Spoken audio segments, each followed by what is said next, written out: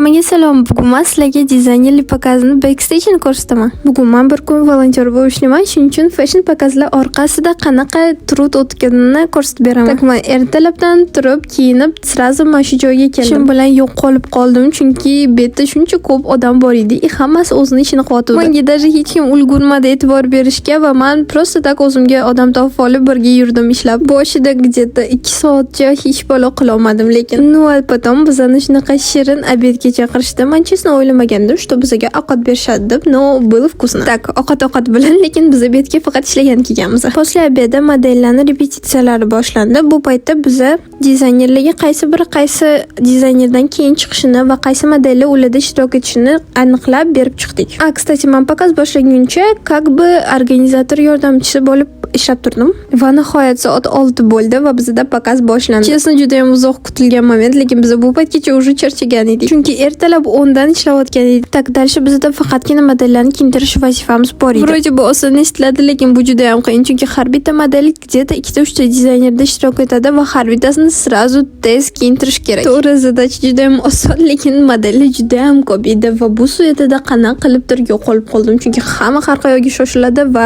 xohlaysizmi yo'qmi, kim nima qilayotganini hammasi adashib ketadi. Tak, aytish esimdan chiqibdi, bu pokaz international pokaz va bu yerda boshqa shahardan kelgan dizaynerlar ham bor edi, lekin men hech qaysi birini tanimas edim. Shu bilan kechqurungi uyimga saloman yetib oldim.